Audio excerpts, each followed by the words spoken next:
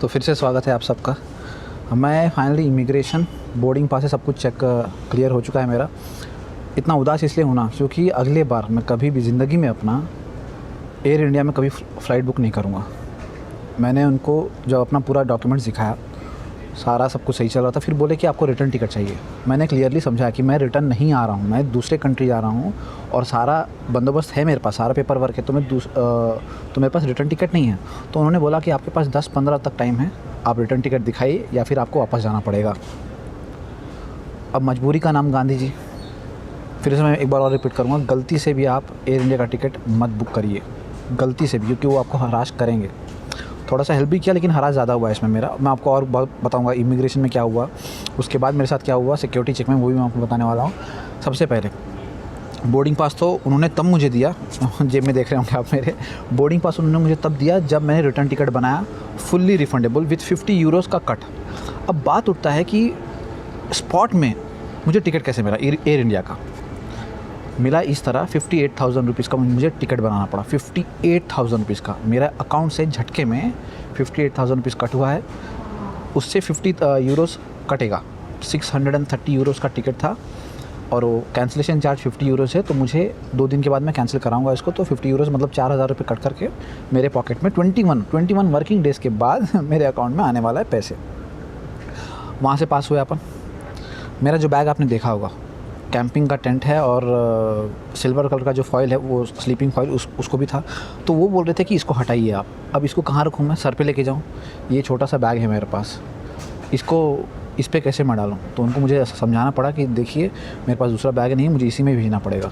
तो साइड में मेरे पास बहुत सारे स्ट्रैप्स है, उसमें टाइट करके मैंने दिया है। भगवान करे वो रशिया उतर जाए अच्छी तरह से, और इससे ज़्यादा कुछ भी नहीं चाहूँगा मैं उनसे, बस यही चाहूँगा। दूसरी बात ये, अब आते हैं इमिग्रेशन पे। इमिग्रेशन बहुत ही स्मूथ हुआ मेरा। इतना स्मूथ इमिग्रेशन कभी नहीं हुआ था, मतलब पहली बार जा रहा हूँ। मतलब सिक्योरिटी चेक में जो सवाल जवाब पूछते हैं वो इतना स्मूथ कभी नहीं हुआ था। उन्होंने मुझे सिर्फ ये पूछा, मॉस्को जा रहे हो? बोला हाँ मॉस्को जा रहा हूँ टूरिज़म के लिए। कुछ भी नहीं बोला, स्टैम्प फट मारा, डिपार्टेड करके दे दिया उन्होंने। मैं आपको दिखाता हूँ, रुकिए। ये देखिए रेड कलर का दिख रहा होगा, वो डिपार्टेड का। वहाँ से पास हुए सिक्योरिटी चेक में उन्होंने मेरा जैकेट उतरवाया, लैपटॉप निकाला गया मेरा लैपटॉप, और उसके बाद पावर बैंक मेरे बड़े बैग में था, उसको भी निकाल कर मेरे को यहाँ डालना पड़ रहा है। ये देखिए यहाँ पावर बैंक है। चेन तो बंद नहीं हो रहा लेकिन फिर भी एडजस्ट करके जाना पड़ेगा। हाँ तो चलिए आगे बढ़ते हैं। चेकिंग जब हो रहा था ना, तो मेरे शूज़ पे आते ही टॉं 2-3 बार बजा। उसके कारण क्या हुआ, फिर से एक सिक्योरिटी आया, अलग से सिक्योरिटी आया, और वो मेरा चेक वापस करने लगा। चेक करने के बाद वो बोला आगे जाओ। बोर्डिंग पास उसने वापस लिया। पता नहीं उसने क्या किया, मेरा नाम वाम लिखा होगा, सबका नहीं ले रहा था वो। मेरे साथ एक और बंदे का लिया और 3 आदमी वहाँ से गए, उनका नहीं लिया। तो उनको लग रहा था कि हम टेररिस्ट हैं। यस, अब ऑफकोर्स सिक्योरिटी अगर आप चेक कर रहे तो सबका करना चाहिए, जबकि उसके शूज़ में कुछ भी आवाज़ नहीं आया। लेकिन फिर भी हम लोग मिडिल क्लास वाले दिख रहे थे ना, तो मिडिल क्लास वालों को रोका गया और जो हाई फाई क्लास थे उनको भेजा गया। ये मुझे दिख रहा है क्लियरली। और एक और बात, एयर इंडिया का जब बोर्डिंग पास दिया जा रहा था ना, मुझे ही नहीं, बहुत लोगों को,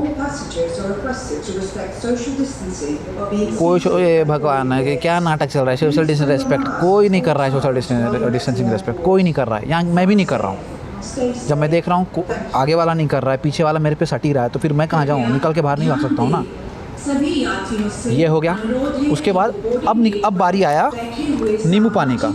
ये भाई साहब तो अब बेइज्जती अभी पता नहीं और कितना बेइज्जती होने वाला पता नहीं, लेकिन ये भी इस भाई ने भी बेइज्जती किया मेरा। कैसे? मैंने नोट डाला 100 का, 60 रुपीज़ का था, आ ही नहीं रहा है। लोग मुझे ऐसे करके देख रहे हैं कि कौन गवार बेवकूफ़ कहाँ से आ गया। मैंने पहले वेंडिंग मशीन यूज़ किया है लेकिन फिर भी नहीं निकल रहा था, तो दूसरी बार मुझे वापस करना पड़ा। उसके बाद ये वाटर बॉटल ½ लीटर का 10 रुपये का था। ये सबसे अच्छा चीज़ था पूरे दिन में। सबसे अच्छा चीज़ यही हुआ कि 10 रुपये का ½ लीटर वाटर बॉटल मिला है, वो भी एक्वाफीना का। थैंक गॉड, हे भोलेनाथ, इज़्ज़त बचा लिया आपने। उसको मैंने अपने पानी बोतल, कहाँ गया?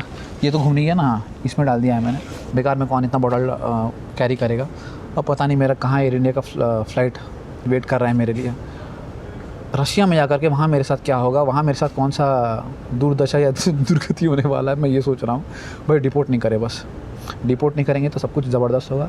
और मुझे ना दिल्ली एयरपोर्ट का एक्सपीरियंस बहुत ख़राब रहा मेरा, बहुत ही ख़राब। मुझे ये यकीन नहीं था कि ऐसा होने वाला है।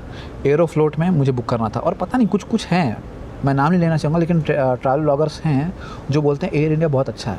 कुछ अच्छा नहीं है भैया। आपके पास अगर रिटर्न फ्लाइट टिकट है, अगर आप कहीं और कंट्री जाना चाहते हो, ट्रैवल ब्लॉगर क्या वापस एक कंट्री से दूसरा वापस आएगा नहीं ना, वो तो दूसरे कंट्री ही जाएगा।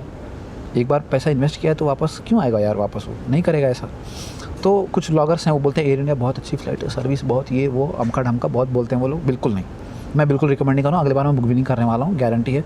बस वो 50 यूरो कट करके पूरे पैसे मेरे अकाउंट में आ जाए, मैं भगवान को नारियल चढ़ाने वाला हूँ कसम से।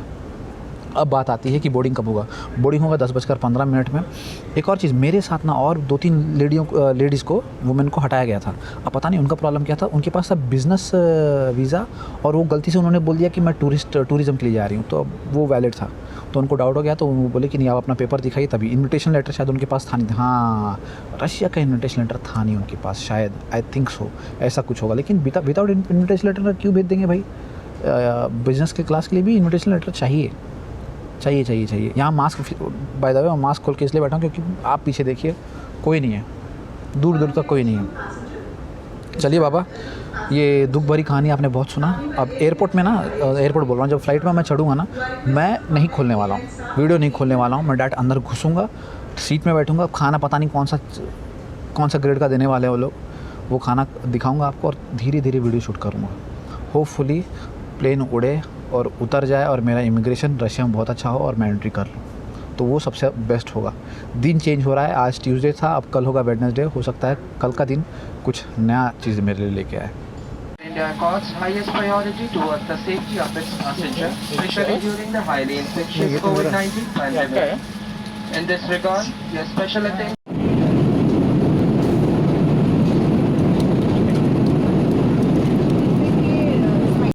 तो फाइनली इमिग्रेशन क्लियर हो गया। थोड़े से प्रॉब्लम आए, लेकिन इमिग्रेशन क्लियर होने से पहले, वहाँ जाने से पहले मैं आपको फ़्लाइट के बारे में बताता हूँ आखिर मेरे साथ फ़्लाइट में हुआ क्या। अगर आप कभी ट्रैवल नहीं किए हो, 2-3 घंटे भी नहीं किए हो, तो सबसे पहले ट्रैवल कर लो बाबा, वरना इतना ज़्यादा प्रॉब्लम हुआ। मैं तड़पड़ा गया था एक्चुअली, कहाँ सोऊं सोच रहा था। फाइनली फ़्लाइट नीचे उतरा, उसके बाद हमारा प्रॉब्लम स्टार्ट हुआ।